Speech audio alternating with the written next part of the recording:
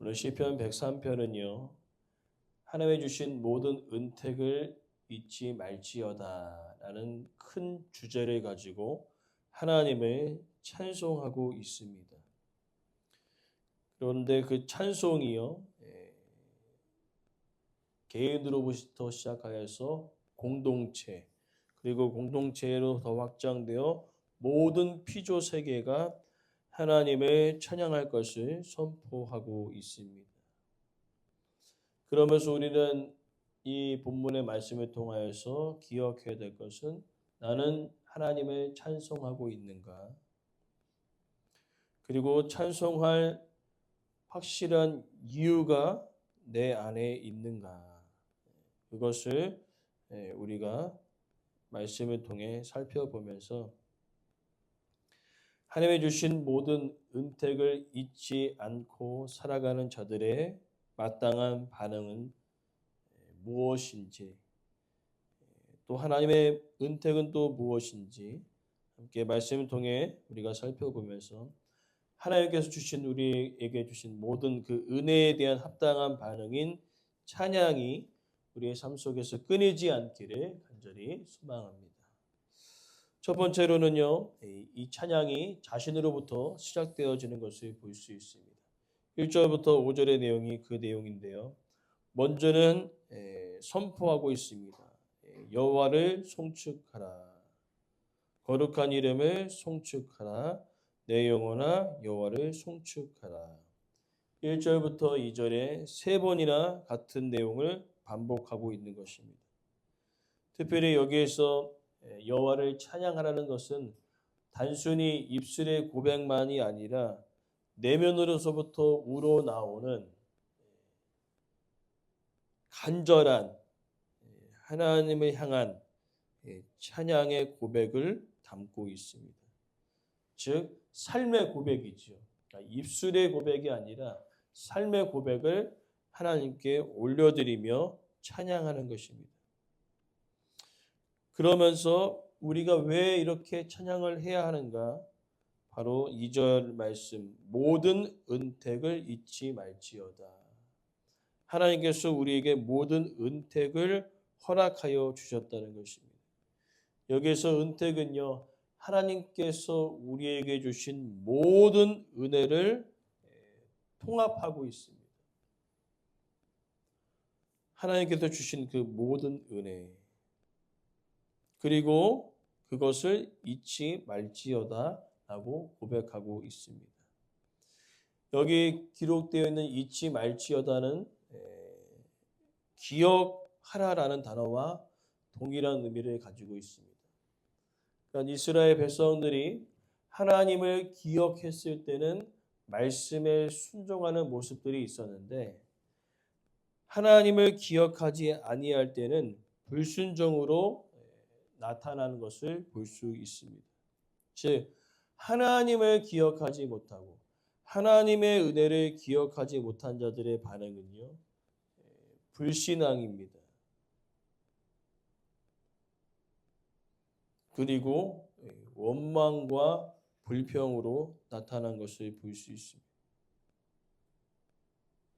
그러나 하나님께서 행하신 그 일들을 기억하는 자들은요, 바로 찬양이 끊이지 않는다는 것입니다. 오늘 우리의 삶 속에 하나님께서 우리에게 베풀어 주신 놀라운 그 은혜를 기억하는 사람들은요, 찬양이 끊이지 않는다는 것입니다.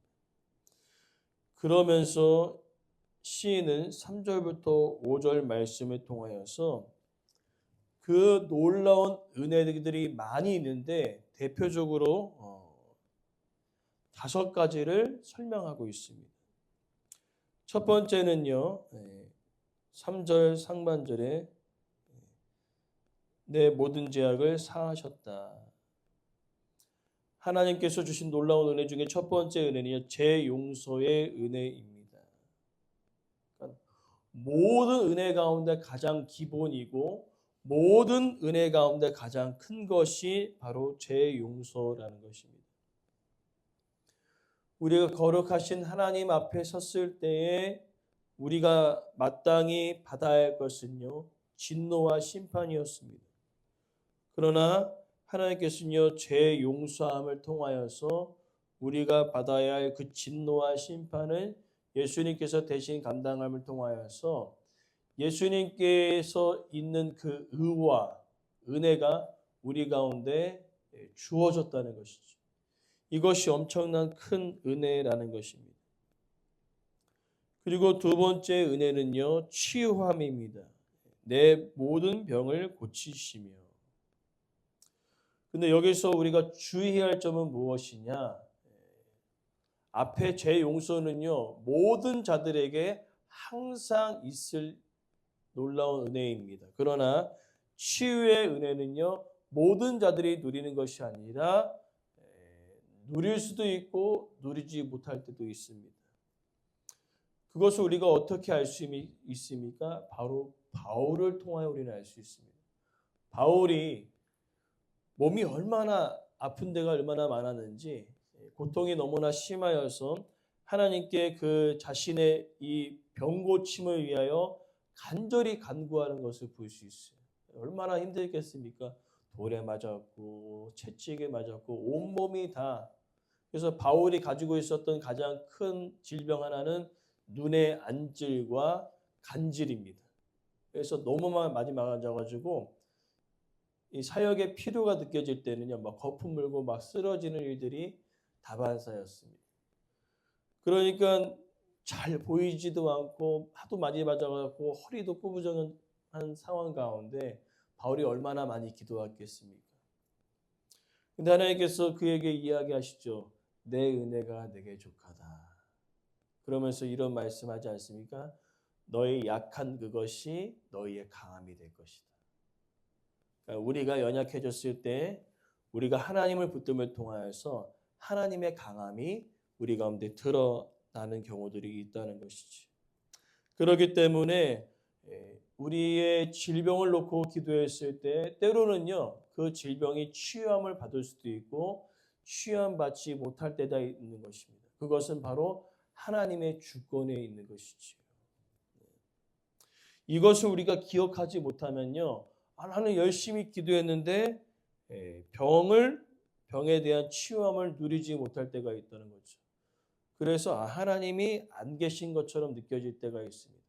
그때 우리는 누구를 예로 들어야 되느냐? 바울을 생각해야 된다는 것이죠. 그리고 더 나아가 세 번째 은혜는요, 파멸에서 구속입니다. 4절 말씀, 내 생명을 파멸해서 속량하시고. 이 파멸이라는 단어는요, 죽음입니다. 죽음, 또 지옥이라는 개념을 가지고 있습니다. 즉 하나님의 품을 떠났던 모든 자들의 최종으로 거할 것은 죽음이고 지옥인데, 그곳에서 구속해 내셔서 자리를 옮겨 주셨다는 의미죠. 어디로 자리를 옮겨 주셨느냐? 바로 하나님이 거하신 그 천국으로, 그 다음에 죽음에서 생명으로 옮겨 주셨다는 것입니다. 그러니까 생명을 파멸해서 속량하셨다. 이 속량의 또 다른 의미는요, 자리를 이동하는 것입니다. 죽음의 자리에서 생명의 자리로, 지옥에서 천국으로 옮기셨다는 것이죠. 놀라운 은혜입니다. 그 다음에 네 번째는요, 왕 대접해 주신다는 거죠. 인자와 긍휼로 관을 씌우셨다. 이 관을 씌우셨다는 것은 왕으로 임명했다는 그 의미인데, 이것이 가능한 이유는요, 예수 그리스도와 우리는 연합되어져 있습니다. 그래서 하나님께서 우리를 그렇게 왕자로, 그죠? 왕보다는 왕자의 개념이 더 가깝겠군요. 하나님께서 왕이시니까요. 하나님께서 예수 그리스도를 믿는 모든 자들을 왕자와 공주로 대접해 주신다는 겁니다.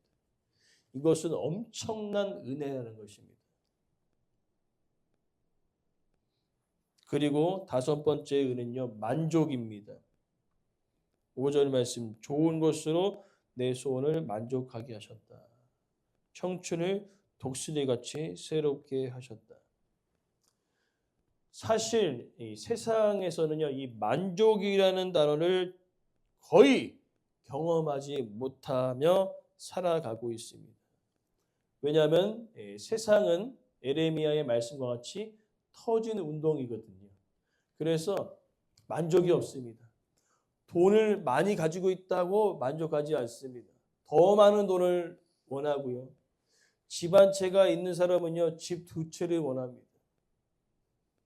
아파트에 사는 사람들은요, 더 넓은 땅에서 전원주택에서 살기를 원합니다. 그게 다 인간의 마음이에요. 그러니까 세상은요, 만족이 없습니다. 그러나 하나님을 믿는 자들에게는요, 희한하게 만족함이 있다는 겁니다.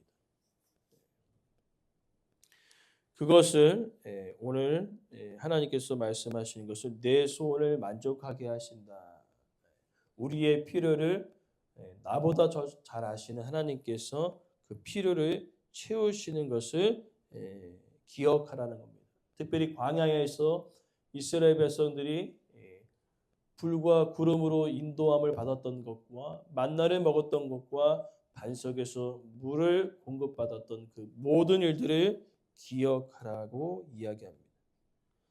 그러면서 이제 6절에서 18절의 내용은요, 자신에서 찬양이 이제 공동체로 이제 확장되어지는 것을 볼 수 있습니다. 그럼 공동체들이 과연 왜 하나님을 찬양할 수 있을까? 이것은 크게 세 가지로 이야기하고 있습니다. 왜 하나님을 찬양하는가? 첫 번째는요, 억압받는 자들을 위해 의와 공의를 행하셨기 때문에 그렇다는 겁니다. 6절 말씀에 여호와께서 공의로운 일을 행하셨도다. 억압받는 자들을 위하여 심판하셨도다. 그 내용을 7절 말씀에 모세가 이스라엘 백성들을 이끌어가는 그 과정을 예로 들었습니다. 하나님께서 이 언약 백성들을 함께 하여 주시는데 놀라운 은혜는 뭐냐면요. 불평하고 원망하는 자들이 있습니다. 그러나 그 중에도 여호수아 갈렙같이 믿음으로 반응하는 사람들도 있었습니다. 즉 광야 생활 가운데 만약에 하나님께서 이 여호수아 갈렙은 당연히 이제 가나안 땅에 들어가게 되어지는데 그 과정이 있지 않습니까? 광야에 하나님께서 만약에 이 여호수아 갈렙만 믿음으로 반응했잖아요. 그러면 여호수아 갈렙 가정에게만 만나를 주시고 여호수아 갈렙 가정에게만 반석을 물을 주시고 여호수아 갈렙 가정에게만 메추라기 주셨으면은 어떨까요?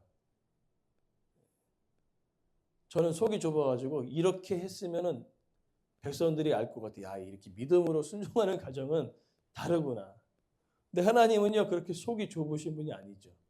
모든 백성에게 동일하게 의와 공의를 행하시는 분이심을 우리는 기억하라라고 이야기합니다.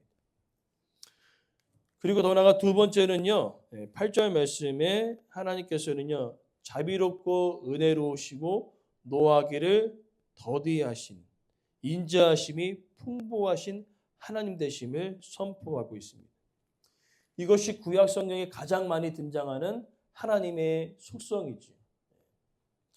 이것이 없었다면 아마 가나안 땅에 들어갈 사람들은 단 한 명도 없었을 것입니다. 광야에서 여러 번 죽었을 것입니다.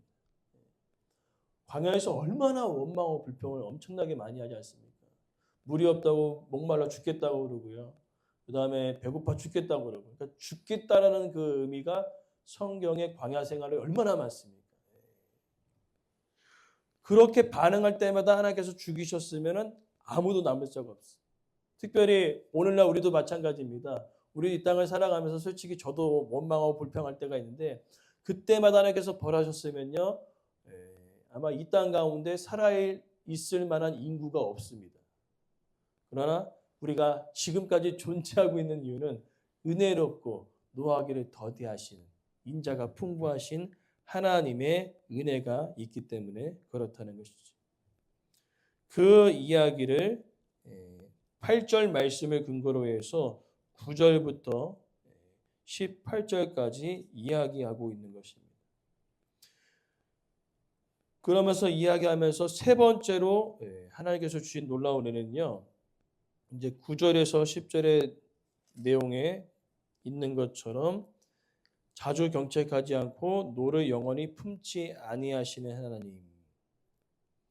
이거를 좀 더 쉽게 설명하면 비난하지 않고 영원히 노를 품지 않는 하나님 되심을 이야기합니다. 무엇입니까? 우리가 신앙생활 하다가 우리가 넘어질 때가 있거든요. 근데 우리가 어제 시편의 말씀대로 넘어질 때 두 명이 찾아오죠. 하나님과 사단이 찾아오는데 사단은 어떻게 합니까? 넘어졌을 때 야, 거봐라 너는 안 되는 인생이야. 너는 실패한 인생이야. 어떻게 맨날 넘어지고 맨날 그렇게 하나님께서 그런 은혜를 베풀어 주시는데 너는 글러먹었다라고 얘기하잖아요. 비난하지 않습니까? 정죄하지 않습니까? 그러나 하나님은요. 오늘 9절 말씀 근거로 해서 자주 경책하지 않는다는 것은 비난하지 않는다는 거예요. 그렇지 넘어질 수 있지. 괜찮아. 다시 일어나면 된다. 격려해 주시고 위로해 주시는 그 하나님이 바로 계시기 때문에 우리가 신앙생활할 때 넘어져도 다시 일어설 수 있는 것입니다. 정죄하지 아니하시고 오히려 위로와 격려를 행하시는 분이 하나님이시라는 것이지. 그 은혜에 대하여서 계속 이야기하면서 특별히 우리가 주목할 성경 구절은 12절 말씀입니다. 하나님께서 우리가 이 땅 가운데 넘어져서 죄를 지을 때가 있거든요. 그러나 우리가 하나님께 나아가 기도할 때 그 죄를 용서해 주시는데 12절 말씀이 동이 서에서 먼 것 같이 동과 서의 개념이 단순히 거리를 의미하는데 무한한 거리를 이해합니다. 동에서 서가 엄청난 거리거든요. 그러니까 무한한 거리를 이야기하는 그 이유는 뭐냐면요. 하나님께서 그 죄를 다시는 기억하지 않는다는 의미입니다. 하나님께서 우리가 범죄하고 넘어졌을 때 하나님 앞에 나아가 간절히 간구할 때에 만약에 죄가 동에 있으면요. 그 동에 있는 그 죄를 서에서까지 기억하시는 것이 아니라 완전히 잊어버리시는 거죠. 죄 용서함의 은혜가 우리 가운데 있기 때문에 우리가 넘어져도 다시 일어날 수 있는 것입니다. 그것을 이제 시편의 기자는 이야기하면서 14절 말씀. 왜 우리가 이렇게 넘어질 수밖에 없냐면요. 우리의 체질이요. 먼지 같습니다. 그리고 15절에 풀과 같습니다. 그 다음에 16절에 바람이 지나가는 없어지는 존재라는 것이지.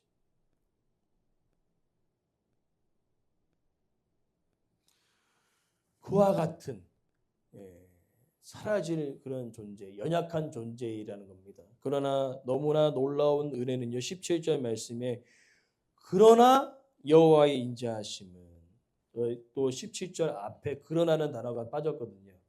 먼지이고 연약한 존재이지만 원문에는 17절 앞에 그러나라는 단어가 중요한 단어인데요. 먼지이고 연약한 존재고 흩어져 바람처럼 사라지는 존재이지만 그러나 하나님의 인자하심은요. 영원부터 영원까지 이른다는 것입니다.